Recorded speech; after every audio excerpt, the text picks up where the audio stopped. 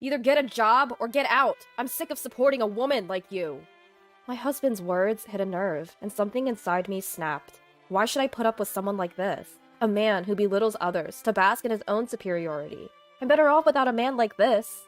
My name is Melissa. I'm 36 and I balance work with homemaking. I'm a freelance illustrator working from home. I've always loved art and went to art college, and after graduating, I worked at a design company. When I turned 30, I took the plunge and went independent. I wanted to express myself in the way I like, doing what I love. Back then, I was single and thought I could live life on my own terms. But then I met my husband Daniel through a mutual friend, and we clicked. We decided to get married smoothly and registered a year later. Daniel's company has branches all over the country, and he travels a lot for his job as a salesman. Because he works long hours, he wanted me to be a housewife, so I temporarily paused my illustrator career. Sure, he works late and travels, so someone has to manage the home. I thought we should support each other as a married couple, so I didn't mind quitting my job. I figured I could resume my art career later while continuing my studies in the meantime. I think so. I loved him, and he loved me. We trusted each other, so there was nothing to complain about. But then, life threw us a curveball. Daniel got promoted to head a new sales office, meaning no more transfers for a while. It was what is commonly known as a promotion. Being in charge meant that I would not be transferred for a while, and we could settle down in that city. Now we could finally settle in one place. We had been moving a lot and were exhausted from adapting to new places every year or so. But now, we could finally settle down in one town, and we were both happy about it.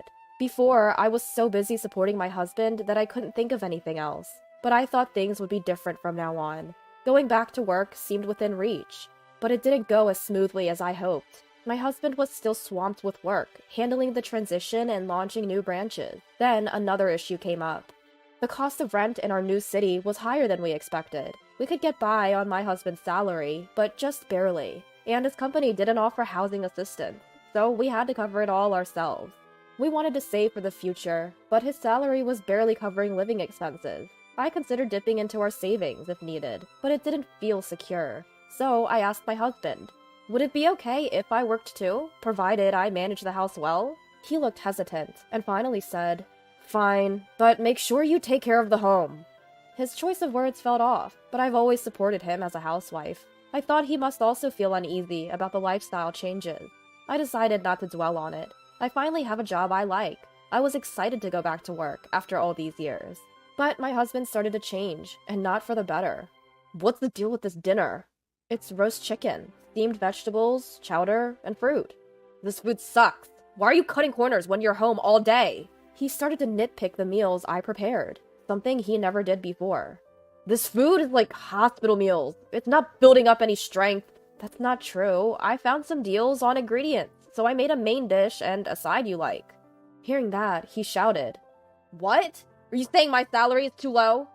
I felt stunned by his sudden outburst. Why was he twisting my words like that? His angers left me speechless. Do you have any idea how hard I work to support you? Just when I get promoted and things are looking up. Don't mess it up by doing something unnecessary. I wanted to argue back, to catch my breath and think before speaking, but I stopped myself. My husband must be going through a hard time right now. He's swamped with the stress of being the one in charge and the responsibility to protect our family. I'm sorry, I apologize. He must just be tired, I convinced myself. Still, his domineering attitude continued. Hey, are you slacking on cleaning the bathroom? Where's the shirt I was gonna wear today? At least shine my shoes. He never acted like this before we moved. What happened to him? It's like he became a different person, constantly yelling and shouting. Day by day, my distrust for him grew. Balancing housework and my job was harder than I thought. I wanted to sneak in work between house chores, but if I tried to make everything perfect to his standards, housework alone would consume my day. If I tried to meet the deadlines set by my clients, the spare moments I had for chores were nowhere near enough. I've also started working, Can't you help a bit with the chores? I suggested, but he retorted, it's because you're busy with your worthless job that the housework is suffering. Just quit. Don't get cocky just because you work from home. You're not even making much. And you, acting so high and mighty even though you're just a housewife. Being disparaged as just a housewife became his go-to insult. According to him, I was still a housewife, even if I was working. What twisted logic. I didn't get it. I wasn't making much, that's true. But that's because he kept disrupting me, making it impossible to increase my workload. Fed up, I minimized the chores I did for him and started prioritizing my work. And then he started looking even more visibly displeased. The rift between us continued to grow. Then one day, while cleaning the room, I stumbled upon his pay stub. So careless to leave it lying around. The pay stub was carelessly placed on the desk. I was somewhat curious and picked it up. I knew his salary, of course, but I had never seen the pay stub before. Curiosity got the best of me, and I was shocked when I looked inside. When I checked the amount on the pay stub, it was about half of what I'd been told before. What's going on? I receive monthly living expenses and rent from my husband, and the rest is his pocket money. Where is my husband getting the missing amount from? Wasn't he supposed to have gotten a promotion? How can his salary drop like this? Since when? I searched for other statements, but couldn't find any pay stubs from before his promotion. What's really happening here? At that moment, my vague distrust towards my husband turned into certainty. We can't live on this amount. What is he thinking? Why did he keep this so critical from me? Why didn't he tell me his salary had gone down? Just as I was gathering the pay stubs to confront him, the phone rang. It was from my husband's uncle, whom I'd only met a few times. "Uncle, long time no see. What's up?" "Well, it's awkward to bring it up, but you see, I've lent him some money. It's been a while, and I'm wondering when I'll get it back. I'm in a bind over here." "What? He owes you money?" Then it clicked. My husband had been filling in the gap in his salary with loans from his uncle. Turns out, we're talking in the tens of thousands. I sincerely apologized to his uncle and promised to repay him. Even though I felt terrible, the uncle didn't blame us and kindly said, "Just pay it back when you can." I've reached my limit.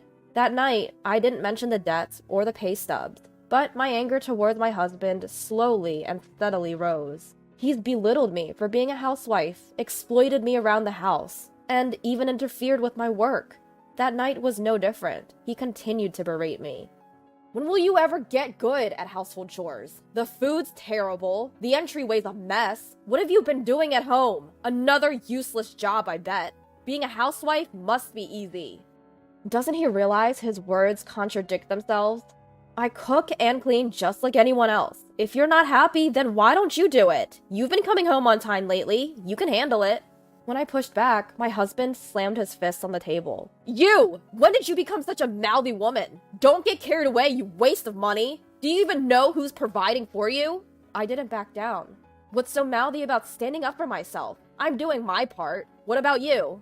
I glared at him. I don't have to put up with this man anymore. Whatever he says, I don't care anymore. I spoke my mind. He didn't back down either. "You pretend to be working around the house, but never actually do. Start earning, then talk." I thought the same could be said for him, but I remained silent. "Should have never married you. What a money pit you've turned out to be. You keep saying we don't have money, so why don't you earn some? If you're not going to work, get out. I'm tired of supporting a woman like you." He looked at me triumphantly. It sent a shiver down my spine. He must have thought I'd apologize, but I was ready. "Fine, I'll leave." I grabbed my already packed bags and started to head out. "You can't do anything on your own anyway." "Why do you think that?" I gave him a cold look. "By the way, I'm leaving this. I've already filled it out." I slapped the divorce papers I got from the city hall onto the table. He must have never expected I'd leave, let alone file for divorce. He was speechless, standing still. "Well, that settles it. Make sure you fill it out and send it soon." I left our home and headed to my parents, where I had already informed them of the situation. They welcomed me warmly. My husband's sudden change of attitude, the income being way less than he claimed, and the fact he was in debt? Hearing this, my parents urged me to divorce him immediately. I intended to, of course. But would he even fill out those divorce papers? Dad said he'd introduce me to a lawyer if I couldn't get a divorce. I thanked him for his reassuring words, hoping that I could end my marriage as soon as possible. A week after I left home, my husband showed up at my parents' house. "Did you fill out the divorce papers?" "Sorry, I asked if you filled them out." "Please, can you reconsider the divorce?" I was a bit taken aback. He didn't seem like the arrogant man I knew. Though my parents looked at him skeptically, they agreed we should at least talk, so they invited him in. Turns out I never got promoted. His promotion was a complete lie. He was actually reassigned to a subsidiary, a kind of demotion, and that's why his salary decreased. It seems he's never been particularly good at his job.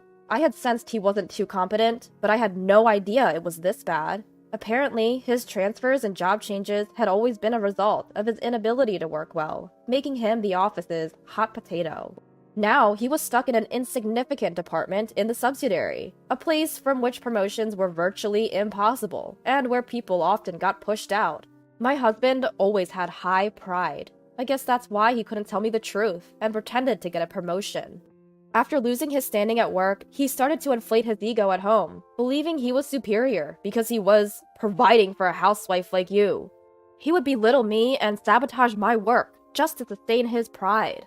I took your absence to realize that you were earning quite a bit.